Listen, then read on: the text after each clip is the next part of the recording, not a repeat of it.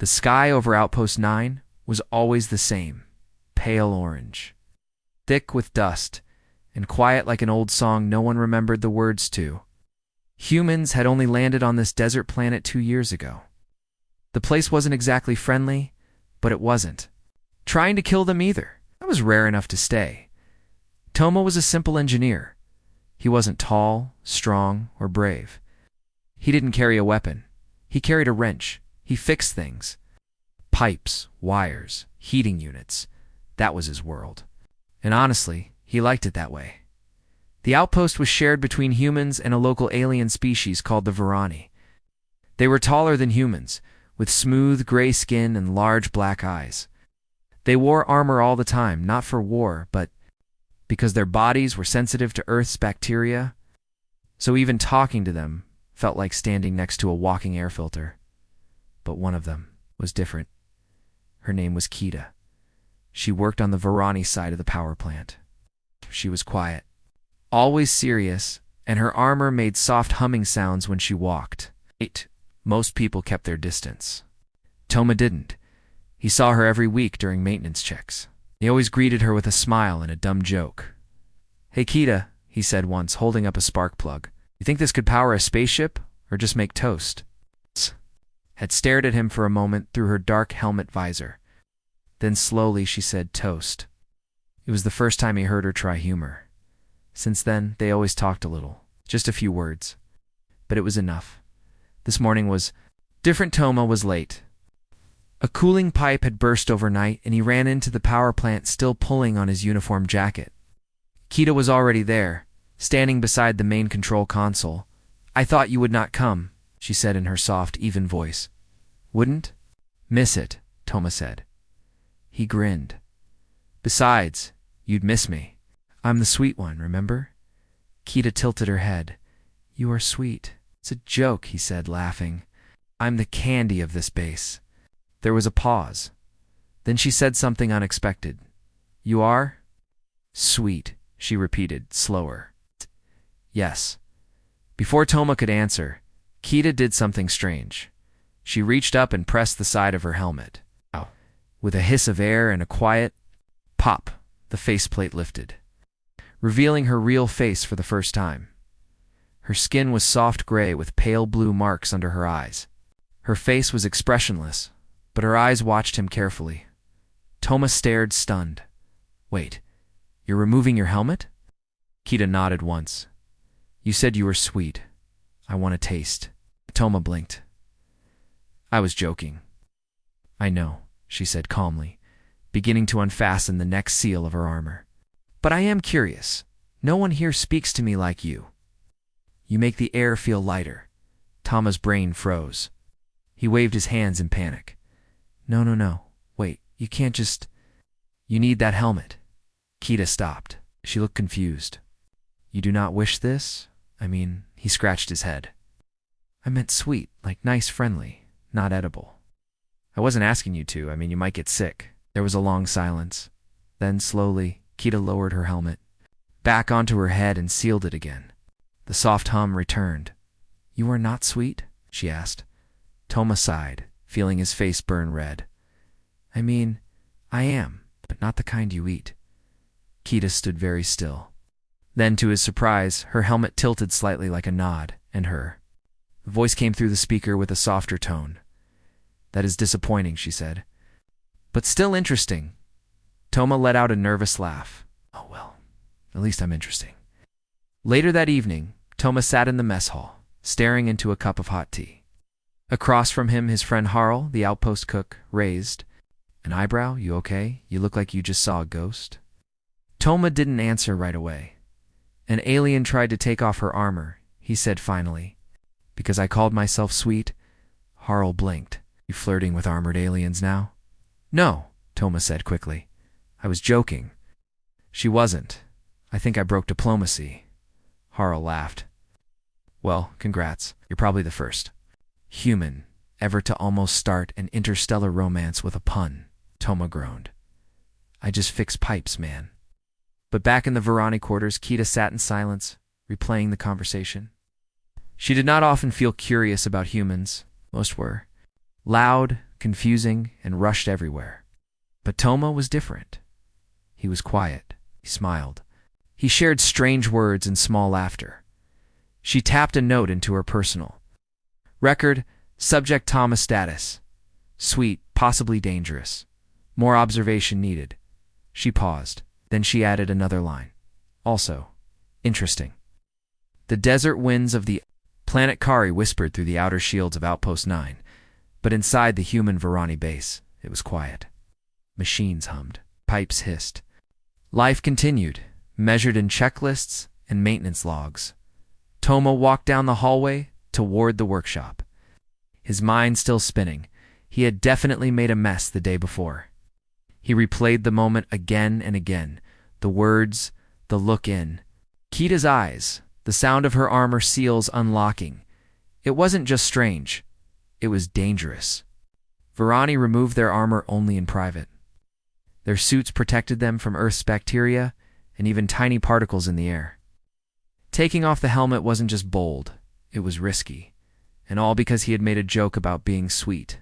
Next time, he muttered to himself, just say good morning like a normal person. He reached the workshop trying to shake it off. Damaged heating unit sat on the table. Tools were ready. Time to get back to fixing things. On the other side of the outpost, Kita sat in her station, scanning the energy flow in the power grid. Her armor was sealed, her hands moved with precision, but her thoughts were far away. Toma, humans were strange. They talked fast, used too many words, and filled silence with noise. But Toma did something else. He filled silence with warmth. Kita didn't fully understand humor. Varani didn't joke much. Their voices were calm, their thoughts direct. She had been studying humans since arriving at the outpost. She had learned something strange. Humor was like a secret door. Toma had opened it. She opened her notes again. Subject: Toma behavior. Unpredictable speech. Playful reaction to offer. Embarrassed result. High interest risk of contact. Unknown sweetness. Confirmed. She stared at the word sweetness for a moment. Then, with a small tap, she added, observation to continue later that day. Toma went to the main power room again to check a sensor. He didn't expect to see her there. But of course, she was. Kita turned when he entered. Her visor darkened, but he could still feel her eyes on him. Toma rubbed the back of his neck. Hey, about yesterday. She raised a hand, stopping him. No, he said quickly. I mean, it's not your fault. It was a joke. Didn't mean for it to be serious? She tilted her head. You joke often. It's kind of how we survive out here, he said. Humor keeps us going. Kita was quiet for a moment. Then she stepped closer. Will you teach me? Toma blinked. Teach you? Yes, humor, she said. If it helps you survive, I want to learn. He chuckled. That's the kind of adorable. She didn't move. Is that another joke? No, Toma said. That was real. There was another pause. Then she said, I accept your offer. Toma raised an eyebrow. What offer? To teach me what is sweet, she replied, and what is not. He opened his mouth, then closed it again. He had no idea what he had just signed up for. Over the next few days, they met during their lunch breaks. Toma brought 2 chairs to the workshop corner. One for himself, one for Kita. She never ate, but she sat, listened, watched. So, Toma said on the first day, jokes are tricky. It's not just about the words. It's about timing, expression, playfulness. I do not understand. She said calmly. Okay, try this, Toma said. Why did the robot go to therapy? Kita tilted her head. It experienced system failure. No, Toma grinned, because it had too many emotions programmed in. Get it? Emotions? Robot Kita stared at him for 3 full seconds. Then she said, that is incorrect coding. Toma laughed so hard he almost dropped his tea. Okay, we'll work. On your delivery, days turned into weeks. Slowly, something unusual happened. People began noticing Kita smiling. Well, not with her face. Her armor still covered that. But her voice changed. Her replies were quicker. Lighter, she started adding small comments during work. Observations that almost sounded like jokes. No one else understood but Toma. Notice one afternoon, as they checked a sensor together, she said, "If this system fails again, I may laugh." Toma blinked. Wait, was that sarcasm? Kita turned slightly. Did it work? He gave her a thumbs up. Perfectly. Not everyone liked the change. Commander Bryn, the human head of the outpost, called Toma to her office. "I've had reports," she said, arms crossed. "You've been spending a lot of time with the Varani tech Kita." Toma nodded. "Yeah, she wanted to learn more about human behavior." "And you're her teacher?" "I guess so." Bryn narrowed her eyes. "Keep it professional. The Varani are our allies, not our friends. Their trust is delicate. Don't make promises you can't keep." Toma felt the words sink in like cold metal. "I'm just being kind." "Kindness," Bryn said, "can be misunderstood." Night Toma stood alone outside the outpost walls. The desert wind was cold. Stars blinked above, like tiny mirrors. He heard soft footsteps. The faint hum of armor. Kita stood beside him. "You were quiet," she said. "Got a warning today," Toma said. "They think I'm getting too close to you." Kita didn't respond. He glanced at her. "Maybe they're right. Maybe I said too much, made things too personal." She looked at the sky. "Your kindness has not harmed me. Still." Toma hesitated. "But it's better if we—" She turned toward him suddenly. "You wish to stop?" He paused. "No, I just don't want you to get in trouble." Kita's voice softened. "I have learned something." "What?" "You cannot study sweetness without tasting the risk." Toma looked at her. He smiled slowly. "Now that was a good line," he said. A light beep echoed through the corridor. Toma stood in the storage bay, carefully lifting a container of coolant cells. His hands were covered in gloves, and his shirt was already sticking to his back from the heat. Kari's sun made everything warmer than it should be, even inside the outpost. As he carried the container toward the maintenance room, he heard the soft hum of armor behind him. He didn't have to turn around to know it was Kita. "You are late for your break," she said. Toma laughed. "You keeping track of my lunch schedule now?" I was concerned. Kita replied. Toma placed the container on the floor and wiped his forehead. "Sorry, just a busy day. One of the heating cores is acting strange again." "I can help," she offered. "You don't have to. I know you're already working double shifts." "I wish to learn more," she said, stepping closer. "It's about human stress." He raised an eyebrow. "You want to study stress now?" she said, serious as always. "Humans laugh more when they are tired. I want to understand why." Toma grinned. "You're really taking this humor thing seriously?" "I take you seriously," she said simply. For a moment, Toma's heart paused.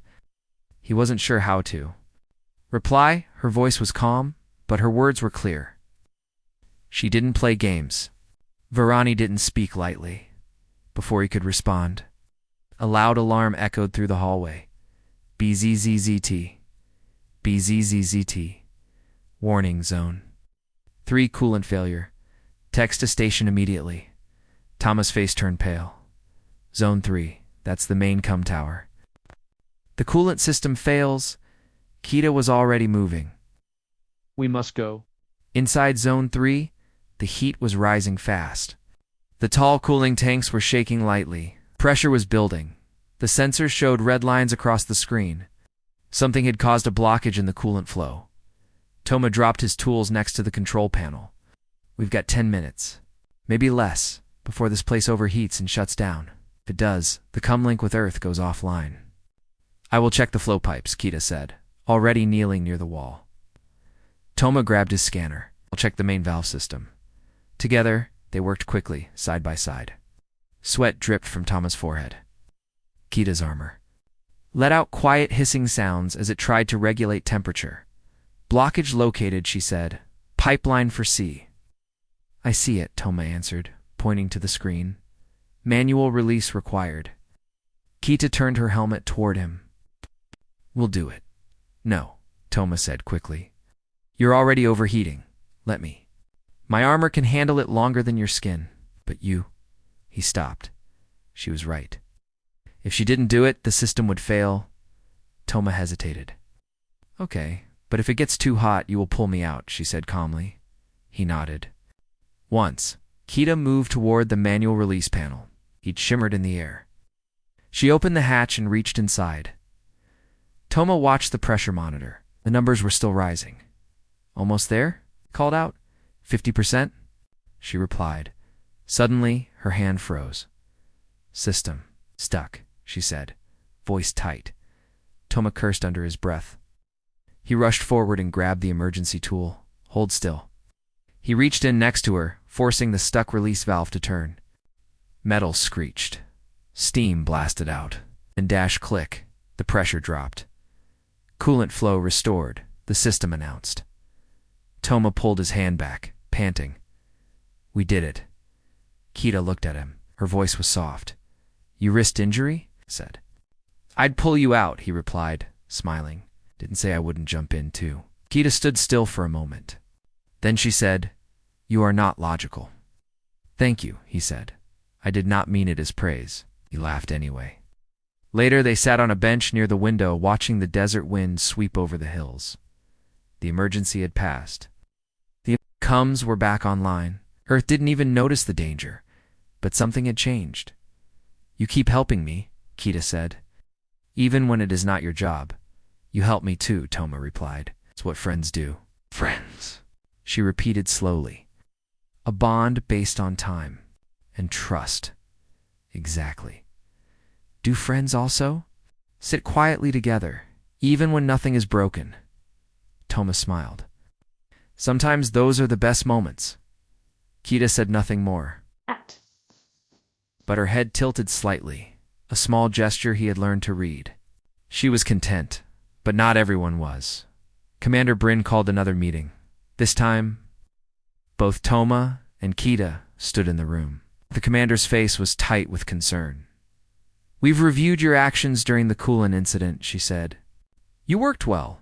You saved the system. But there's something we must address. Toma tensed. Your partnership is becoming too personal, Bryn said. Kita stepped forward. Explain. You removed yourself from your unit's standard protocol, the commander said. You're spending more time with Toma than your own team. We need to keep alliances strong, not emotional. Kita's voice remained calm. I do not understand the problem. Toma spoke up. There isn't a problem. We saved the base. That's not the issue, Bryn said.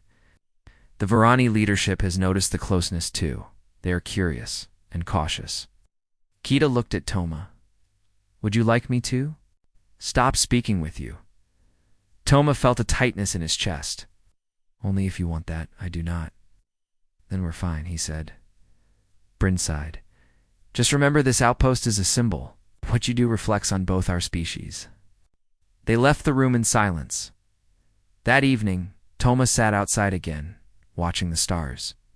Kita joined him, just as she had before. They want us to be careful, he said. I have been careful, Kita replied. I calculated every step. Toma chuckled. Maybe that's the problem. Feelings aren't part of any formula, then I must make a new one, she said. He looked at her. A new what? She turned slightly, her armor glowing softly under the stars. A formula for kindness, she said, and connection. Toma felt his smile return. I'll help you write it. The desert wind outside Outpost 9 blew stronger than usual. It carried fine red dust that whispered against the metal walls, like soft warning signs. The sky above. Kari was clear, but something in the air felt heavy. Inside the communication room, a soft beep echoed.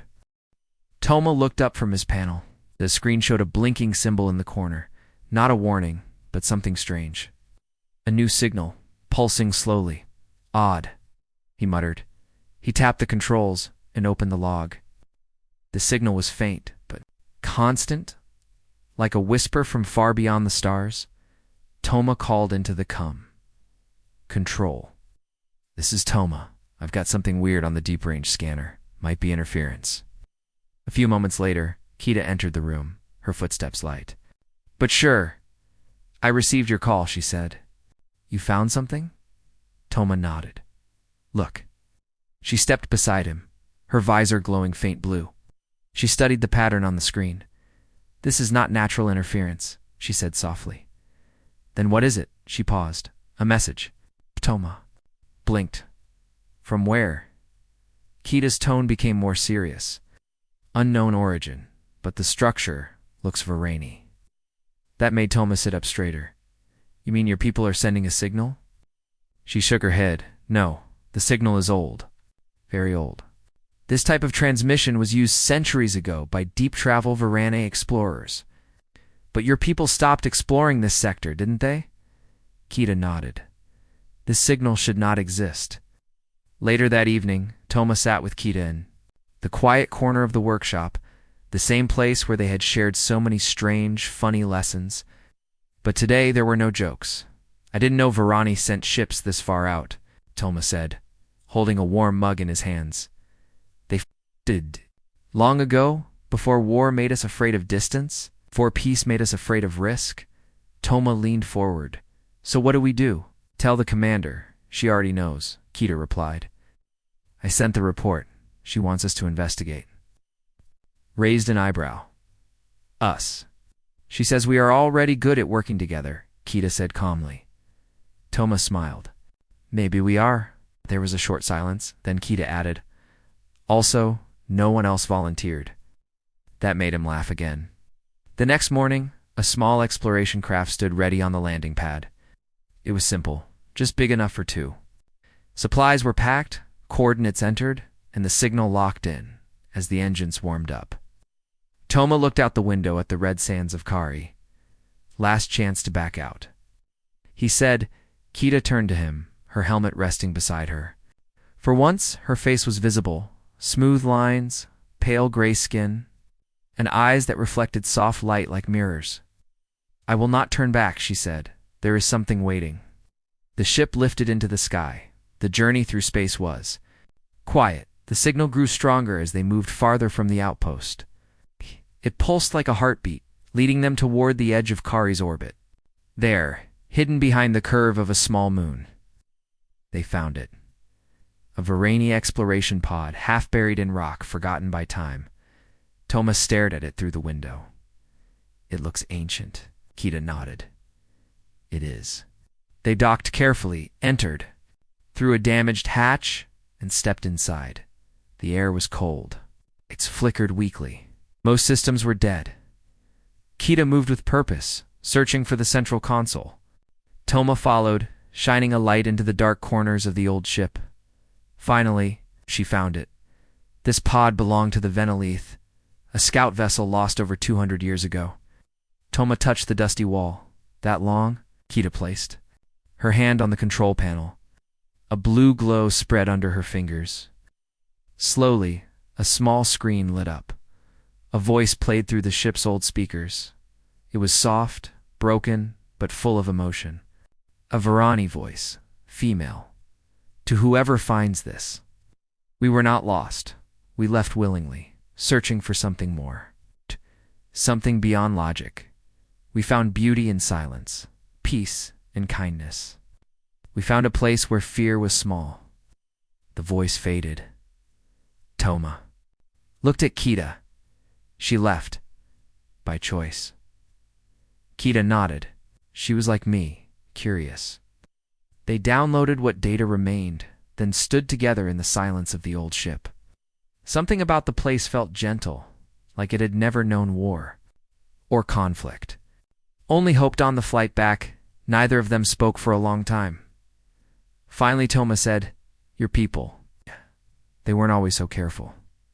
"No," Kita said. "Once we were like humans, brave, even foolish. Maybe foolish isn't always bad." She turned to him. "You are foolish often." "Thanks," he said with a smile. "I try." She didn't laugh. But her eyes were soft. "You were right," she said. "Kindness is not weakness.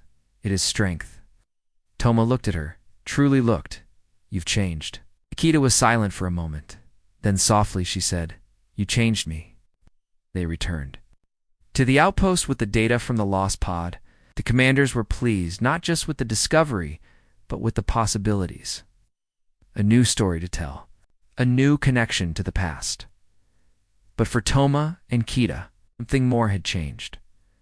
Later that night, Toma sat once again under the stars. The air was cool. The wind was still. He heard quiet steps. Kita stood beside him, holding something small. A white flower rare on Kari, grown only in the sealed greenhouse. She handed it to him. "I studied human traditions," she said. "This is a symbol of peace." Toma took it gently. "It's beautiful. It reminded me of you." He laughed. A flower. Delicate, but persistent. He looked at her. "Oh. So what now? What happens next?" Kita didn't answer right away. Instead, she sat beside him and looked at the stars. "We continue," she said at last, "together." The red skies of Kari grew darker that evening. A strange storm was building, not one of wind or dust, but one of silence. Inside Outpost 9, a message had arrived. It was not from Earth. It was not from the Varani High Council. It was from someone unknown. The transmission came in as a burst of numbers, followed by a short voice message. "We saw your light. We are coming." Toma stood in the room reading the signal log for the third time. "This doesn't make sense," he said quietly. Kita stood beside him. "It is not Varani, and not human." Toma looked at her. "What? Then who is it?" She didn't answer. Commander Bryn held a meeting. Her face looked tired, worried. "This transmission came just hours after you discovered the lost Varani pod," she said to Toma and Kita. "Coincidence?" "Unlikely," Kita replied. Toma crossed his arms. "The signal from the old ship was quiet. It's possible someone else." Some other group was also listening. Bryn leaned forward. "Whoever sent that message is already close." "Our orbital sensors picked up a ship approaching. Hostile?" Toma asked. "No weapons powered, but unknown class, not Varani." "Yes." Everyone in the room went quiet. Bryn continued. "If they land, I want you both on the contact team. You've already proven you handle the unexpected well." Toma glanced at Kita. She nodded once, as always. The sky above Outpost 9 turned a deep orange as the ship appeared.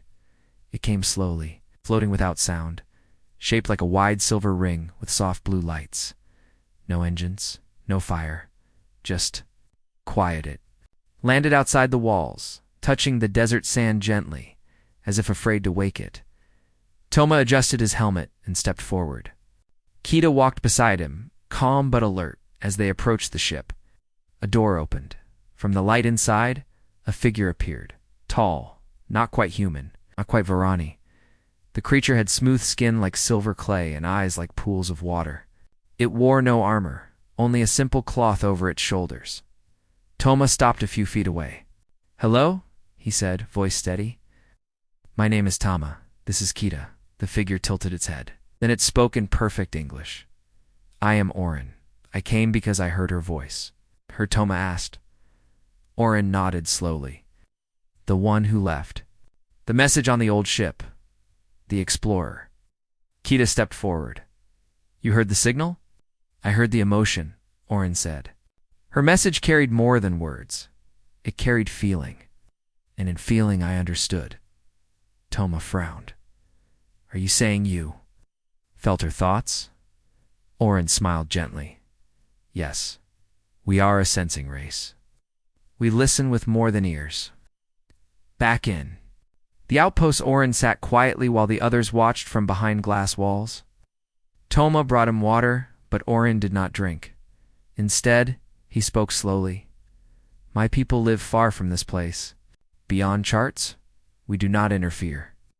But when one of your kind speaks of peace, of beauty and silence, we notice." "You've been watching?" Bryn asked. Orin shook his head. "Only listening. You humans are loud, but lately, quieter. Things have begun to grow. Gentle things. Kindness." Kita nodded slowly. "You followed that?" "Yes," Orin said. "And now I bring a choice." Toma leaned in. "What kind of choice?" "A meeting," Orin said. "It's with others like me. Races who chose not to fight, who chose not to build empires? We meet sometimes, share ideas, we wonder if Earth or Varani are ready. Bryn folded her arms. You want to test us? I want to invite, Orin said, but only those who understand peace. He looked at Kita, then at Toma. You understand. Later, as the desert winds returned, Toma and Kita stood outside. He said, we understand peace, Toma said. I never thought of myself that way. You were peaceful, Kita replied. You fix more things than you break, he chuckled. Not always. I've broken plenty of things. Not me, she said. Softly, he turned toward her. She wasn't wearing her helmet. The red wind touched her face. She didn't flinch. I've changed, haven't I? She asked. Yes, Toma said. And so have I. Kita looked at the stars. Orin said we could go with him, to meet others like him. Do you want to go? Toma asked. I want to know what peace looks like, beyond this world. Toma nodded then. Let's go see it. That night they met with Commander Bryn. We'll send no soldiers, Bryn said. Only you two. If this is a trick, at least we won't start a war. Toma raised an eyebrow. That's comforting. Bryn smiled faintly. Be careful, but be open. As dawn broke over Kari, Orin's ship rose gently into the sky. Toma and Kita sat together, side by side. No weapons. No fear, just curiosity. They left the red sands behind, heading toward the unknown. But they carried something powerful with them. Not armor, not technology. They carried trust. The ship glided silently through space, leaving Kari and Outpost 9 far behind. Outside the viewport, stars stretched like scattered diamonds over a vast black sea. Toma sat quietly, watching the infinite darkness. Beside him, Kita's eyes reflected the soft glow of the control panels. Orin, the silver-skinned visitor, moved with quiet grace around the cabin. His presence felt calm, like a gentle breeze after a storm. We will reach the meeting place soon, Orin said softly. Toma glanced. At Kita? Meeting place? You mean the other peaceful races? Orin nodded. Yes. We gather once every cycle to share stories and ideas, to remind ourselves why we choose kindness over conflict. Kita tilted her head, curious. Are there many like you? Not many, Orin answered, but enough. We are a small light in the dark. After hours of travel, the ship slowed and entered a vast nebula glowing with soft purple and blue light. Within this glowing cloud floated a cluster of ships, each different. In shape and size, some shimmered like crystals. Others were smooth, like drops of liquid metal. It is beautiful, Toma whispered. This is where peace meets, Orin said. The ship docked gently with a large vessel shaped like a blossoming flower. Toma and Kita stepped inside, feeling the quiet hum of life around them. In the central hall, creatures from many worlds gathered. They moved with gentle gestures and peaceful smiles. None wore armor or carried weapons. Their eyes were full of curiosity, kindness, and wisdom. A tall figure approached them, covered in soft golden fur and eyes bright as stars. Welcome, the figure said warmly. I am Lura of the Thessa people. We have heard much of your courage. Bowed his head, thank you. It is an honor to be here. Kita nodded, her voice calm. We come to learn. Over the next hours, Toma and Kita listened to stories of peace and hope. They learned how different worlds overcame fear and violence. Each story was different, but shared the same message. Kindness was the greatest strength, Lura showed them. A garden inside the ship, where plants from many planets grew together. Even in the stars, life finds a way to connect. Kita touched a soft blue leaf. It reminds me of our greenhouse on Kari. Toma smiled. And I thought I was the only one who liked gardening. Lura laughed softly. Here we all tend the gardens. It is a symbol of care and patience. As the meeting continued, Orin led Toma and Kita to a quiet room filled with holographic maps. We are watching the conflicts growing near your system, Orin said. Some still choose war. Others seek peace. Toma looked closely at the maps. The galaxy is bigger than I thought, more dangerous. Kita placed her hand gently on Toma's arm. But there is hope. You represent what can. Change. Orin smiled. Yes, you are proof that peace is possible between very different peoples. Suddenly, an alert sounded. Lyra's voice came through the speakers. There is an urgent message from the Varani Council. They request your immediate presence. Toma and Kita exchanged looks. We must go, Kita said. They traveled quickly back to the meeting hall. The Varani delegation had arrived, their leader. A stern female with silver hair and sharp eyes stepped forward.